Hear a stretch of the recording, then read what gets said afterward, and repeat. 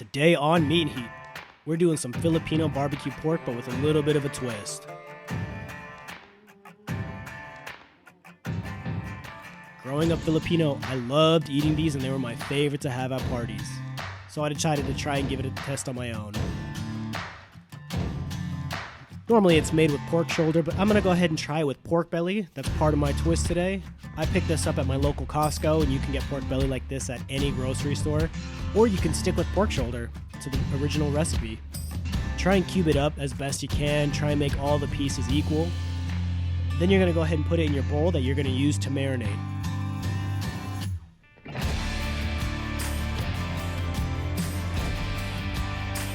After a quick washing of the hands, we're going to make our marinade. We're going to use 3/4 of a cup of soy sauce. We're going to use 4 tablespoons of brown sugar. We're going to use 2 teaspoons of garlic powder. We're going to use a tablespoon of salt, a tablespoon of pepper. Then we're going to use 3/4 of a cup of ketchup. The recipe calls for Jufron, which is banana ketchup. I wasn't a fan of it growing up, so I'm going to stick with regular ketchup. And then I'm going to use the juice of 2 whole lemons. If you have one of these citrus squeezers, they really work at getting the most amount of juice out of a piece of fruit for you. And then I'm going to use a can of lemon lime soda, my choice being Sprite.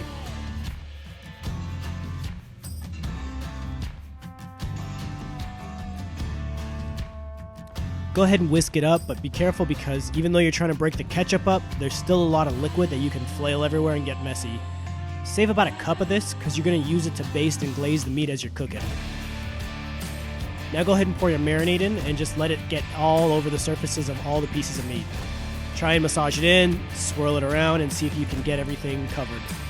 If you can, do a clean hand, dirty hand technique where one hand is dirty because you're messing with raw meat, and the other hand's clean. That'll get you to open doors and everything.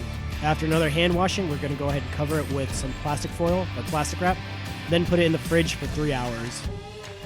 Best results overnight, but you can get away with 3 hours. And I'm going to go ahead and use steel skewers.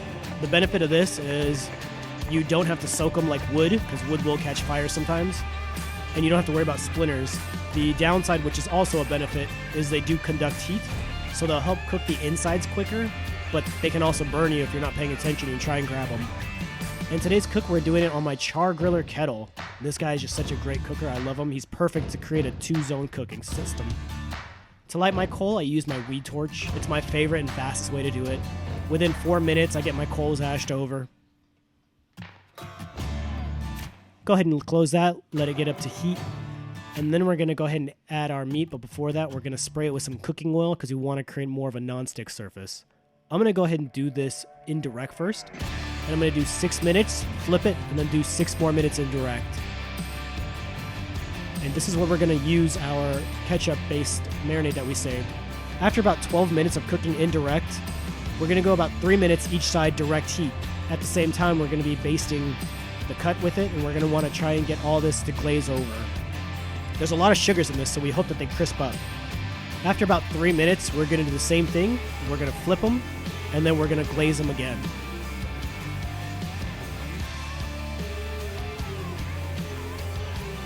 And after about almost 20 total minutes of cooking, you got yourself some Filipino barbecue pork. It's great. It's full of flavor, a lot of citrus, a lot of sugar, and the fat adds so much richness to it. This is great, and you're going to really enjoy when you cook your own. If you guys enjoyed this, please leave a like. Thanks for stopping by, and go ahead and follow me on Instagram at Meat and Heat.